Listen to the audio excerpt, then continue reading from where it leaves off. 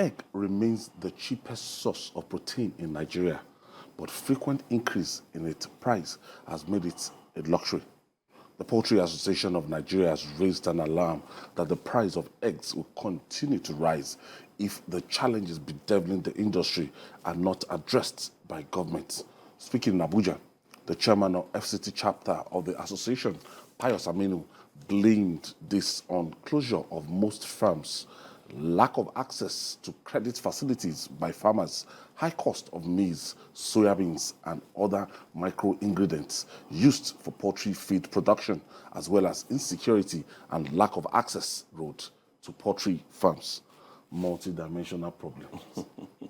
All kinds of because I just thought it was going to be just one problem: lack of access to credit facilities by farmers, high cost of maize, soybeans, and other micro-ingredients used for poultry production, as well as insecurity and lack of access roads. Yes. When you solve one, another one. There are all kinds of problems. Some of the ingredients used in producing the animal feed are imported. The same problem that those who run fish farms, the same problem that they are facing, because the feed is now very, very expensive because they use a lot of imported ingredients, to make them. So some, because Nigerians are reluctant. I've seen a video where their eggs, a poultry farm, where because of lack of patrons, the eggs were piled up, nobody buying them. Because I think it was on Friday that I said they should buy rice and meat and egg for me. And they told me, this egg is now 150. One. Say one. So the way things are getting expensive in our country, today someone called me that, look, a bag of local rice is 46,000 in Abuja.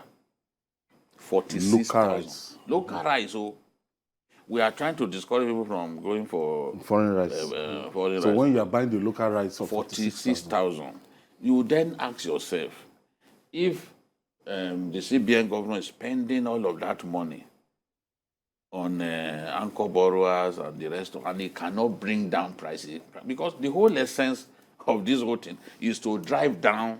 Yeah. If you are saying you are promoting flood money into that industry, people help farmers increase their production. If he cannot drive down prices, then that's failure. The whole idea. If government is saying we want people to get involved in farming, more people to what end? If he cannot drive down prices, then that means the whole idea has failed. So these people, because our currency is weaker than the currencies of countries around us, you see from northern Nigeria, especially the border states, you see people sending grains across the border. I've been in Yobe before that I saw, and when they stack these grains, the vehicle will be as tall as a story building. They are going across the border. You are not stopping them. Because they will earn more money. They will earn more. They are not fools. Just like our petrol. They will earn more. They are sending grains, especially this corn. They are sending it across the border for people who will buy it at a premium. Definitely, the rest of us here will now have so little to struggle to access. In that process, the price has to go up. Don't also forget insecurity. When we say that if we do not address insecurity, it will lead to other problems. Farmers can freely go to their farms. Unfortunately, remove this rice that we are talking about. This 2023 rice will set a record in terms of rapid increase in price, because we see flooding all over the place. Look at the case of a man who spent more than 25 million on his rice farm, and everything submerged. Some are forced to harvest. You saw the Sarah Yeku story. They were forced to harvest their rice before time. Maybe they will go and eat it like that because we buy it. So all kinds of problems are causing rising food prices. Look at bread.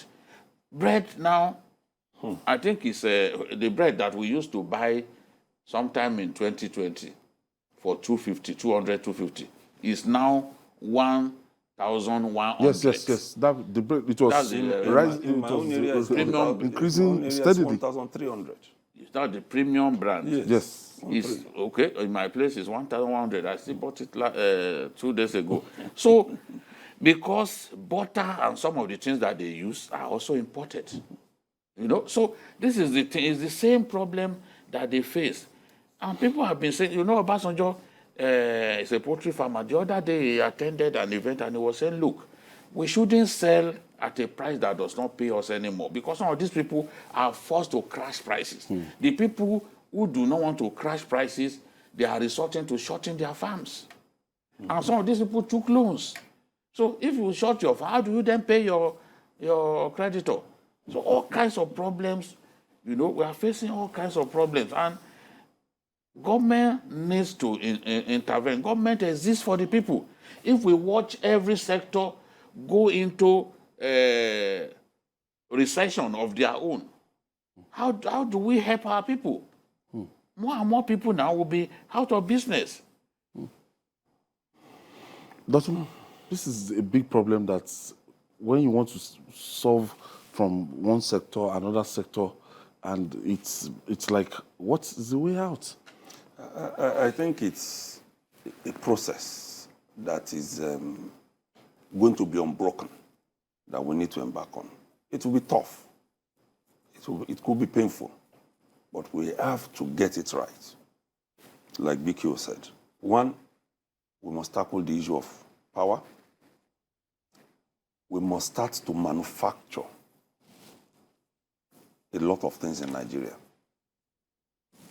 If we start to manufacture, we are going to bring down the dollar rate.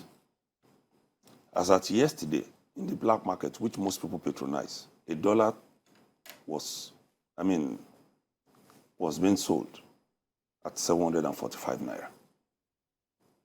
Today, we don't know what it will be like. It was 720 before. Yes. Tomorrow, we don't know what will happen.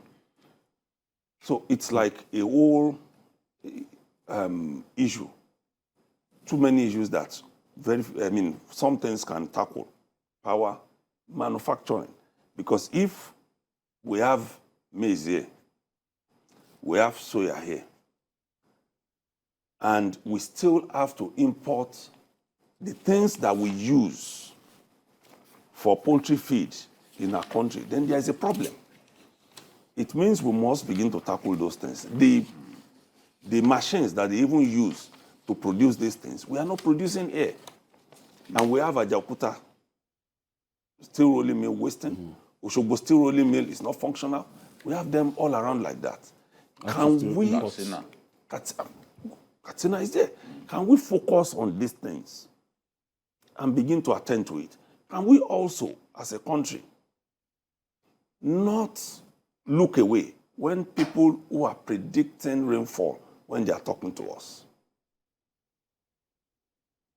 Twice in 1 week, I've had to go through the Ibadan Road. The Ashejire Dam is not releasing water in full yet. Out of the 4 main channels you can see from the express, only one is being used. That bridge is almost failed now. So if there is a problem and they need to release more water, it means that road will not be passable.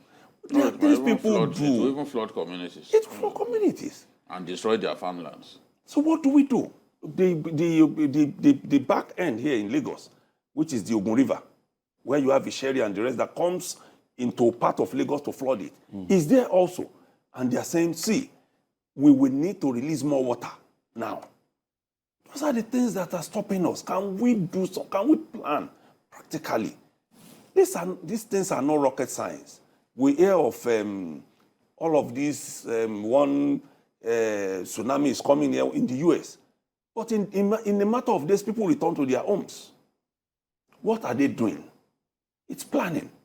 I don't even know how water will be released from Lagdo Dam in Cameroon. In Cameroon, and all of people's suffering for a whole year will just be washed away. It gets into about 10. You know, it comes usually when they are close to harvest time. Yes. That's when you release this water. They don't need water at that time. You release it and all of their effort. But the point, according to the Cameroonians, is if we keep this water there, it's going to burst. And when it bursts, everybody will be affected.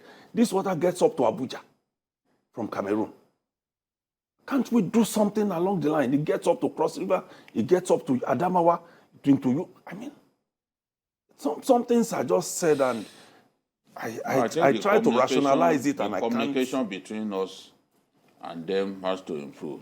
Dams will be opened quietly, so that they don't burst. Because when a dam bursts, it can kill people, a lot of people. A lot. Now, do they tell us so that we can prepare the minds of our people? You know? Can we encourage them to even open gradually? Like Lagos now, they have communication with Onyon Dam authorities, Onyon. Because when they release water from that Onyon Dam, it goes into Ogun River. When it goes into Ogun River, Lagos is affected. Yes. Isheri, even some parts of Akute, this... yes, Akute, Ogudu. Up to, what's that place called? After Ojodu Abiodun, you know? Ishashi, those places will be flooded.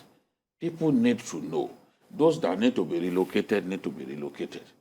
Not that it will just happen suddenly and then we are in crisis. This is what we are going through.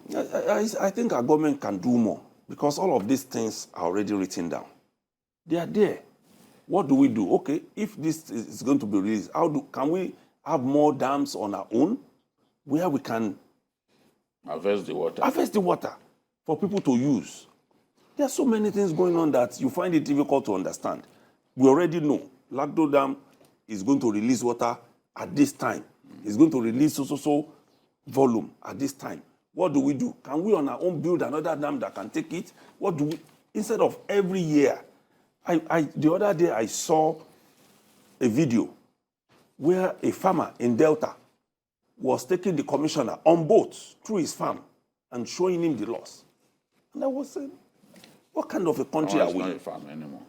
What kind of a boat taking the commissioner around on his farm? On what used to be his farm. Oh, okay, you are right. What used to be his farm? Because that's no longer a farm.